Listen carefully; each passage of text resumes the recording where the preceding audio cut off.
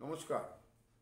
গতকাল রাতে বীরভূমের টিএমসি নেতা অনুব্রত মণ্ডল তিহার জেল থেকে বেরিয়েছেন। গত 20শে সেপ্টেম্বর আদালতের নির্দেশে সত্য সাপেক্ষ অনুব্রত মণ্ডল জামিন পেয়েছিলেন। 2022 সালের 11ই আগস্ট তিনি গরু পাচার এবং অন্যান্য দুর্নীতির দায়ে গ্রেপ্তার হয়েছিলেন।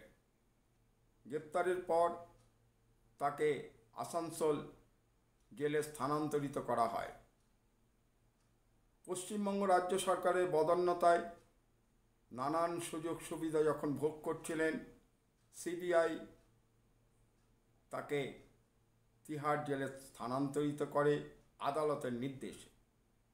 আর এই আদালতের নির্দেশেই 20শে সেপ্টেম্বর পাসপোর্ট জমা রেখে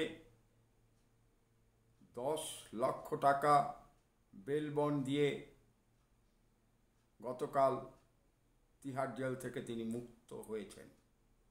আরও কয়েকটি শর্ত আরোপ করা হয়েছে, যেমন তিনি সাক্ষীদের ওপর প্রভাব বিস্তার করতে পারবেন না, তার যে মোবাইল ফোন ব্যবহার করবেন তার নাম্বার তদন্তকারী অফিসারকে জানাতে হবে, তিনি যে বাসস্থানে থাকবেন তার ঠিকানাও তদন্তকারী অফিসারদের জানাতে হবে। তিনি যেখানেই থাকেন না কেন আর তার ঠিকানা তদন্তকারী অফিসারকে তৎক্ষণাৎ জানাতে হবে। এরকম নানাবিধ সত্ত্বে তিনি জামিন পেয়েছেন।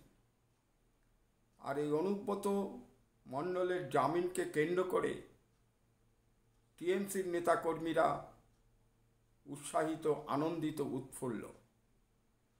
কারণ গত 1.5 মাসের অধিক সময় ধরে আরজিকর কাণ্ড নিয়ে যখন টিএমসির দল নাস্তানাবুদ, যখন মণ্ডলের জামিনকে কেন্দ্র করে টিএমসির নেতাকর্মীরা উৎসাহিত, তারা উৎফুল্ল, বিপুল উদ্যমে তারা ঝাঁপিয়ে পড়েছে। কারণ টিএমসি দলের সুপ্রিমো অনুব্রত মণ্ডল গ্রেপ্তারের পরে বলেছিলেন মণ্ডলকে জেল থেকে বীরের সম্মানে মুক্ত করে আনতে হবে।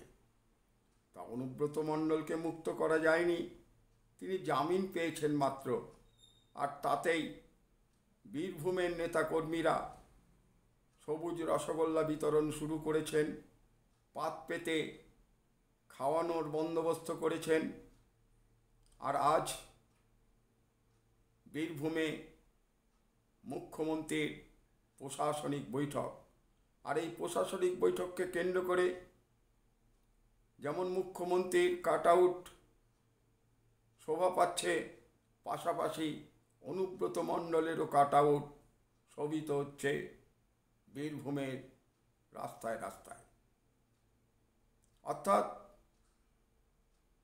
যখন পশ্চিমবঙ্গের দিকে দিকে আন্দোলন, প্রতিবাদে মুখরিত, মানুষ যখন ন্যায় বিচার চাইছে, তখন অভিযুক্ত, গরু পাচারের অভিযোগে অভিযুক্ত, অন্যান্য দুর্নীতির দায়ে অভিযুক্ত এমন একজন ব্যক্তি আর জামিনকে কেন্দ্র করে তারা মহোৎসবে মেতে উঠেছে। টিএমসি দল বরাবরই খেলামেলা উৎসবে বিশ্বাসী। কারণ মনে আছে আপনাদের, কয়েকদিন আগে মুখ্যমন্ত্রী হিসেবে নয়, আন্দোলনকারী জুনিয়র ডাক্তারদের দিদি হিসেবে অবস্থান স্থলে গিয়ে তিনি বলেছিলেন যে আপনারা আন্দোলন প্রত্যাহার করুন, উৎসবে মেতে উঠুন। তাই টিএমসি যখন গত 1.5 মাসের অধিক কাল ধরে নাস্তানাবুদ, আনন্দ উল্লাসের যদি কোনো অবকাশ ছিল না, তাই অনুব্রত মণ্ডলকে কেন্দ্র করে আজ আনন্দে তারা আত্মহারা।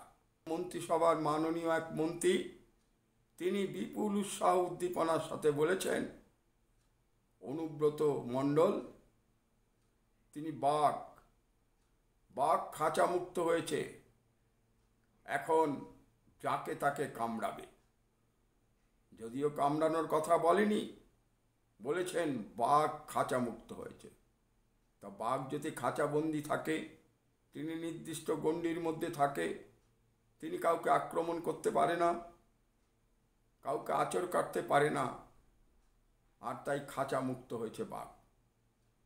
সুতরাং টিএমসির নেতাকর্মীদের উদ্দেশ্যে শুধু বলবো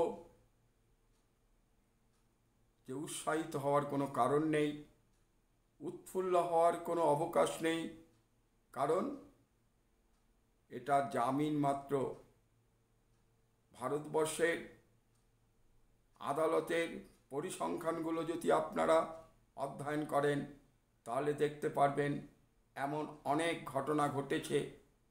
আদালত জামিন দিয়েছে, পরবর্তীকালে তাদের জেল হয়েছে, তাদের হাজতবাস হয়েছে, তারা দোষী হিসেবে চিহ্নিত হয়েছে, সাব্যস্ত হয়েছে। তাই আমরা আশা করব যে বীরের সম্মানে সেই দিন সম্মানিত করবেন অনুব্রত মণ্ডলকে, যেই দিন তিনি নির্দোষ প্রমাণিত করতে পারবে নিজেকে বীরের দর্পে, যেই দিন আদালত থেকে আর ক্লিন চিট পাবে, সেই দিন আপনারা মাল্যভূষিত করে বিজয় উল্লাসে মেতে উঠবেন।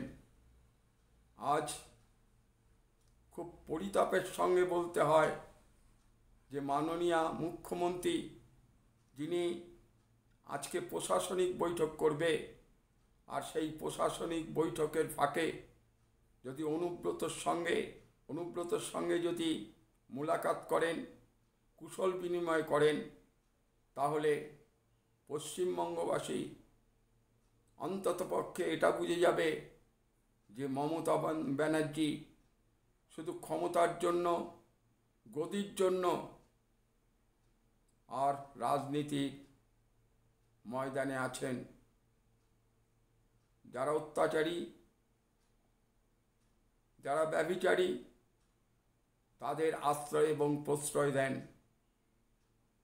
সুতরাং বন্ধু, উল্লাসের কোনো অবকাশ নেই। বিচারের বাণী নীরবে নিভৃতে এগিয়ে যাবে, অন্যায়কারীর সাজা হবে, আর যিনি অন্যায় করেননি তিনি মুক্ত বিহঙ্গের মতো ঘুরে বেড়াবেন। আপনারা আমার চ্যানেল বেঙ্গল ডায়েরি উইথ শ্যামল বণিক এতক্ষণ দেখলেন, বক্তব্যগুলো শুনলেন।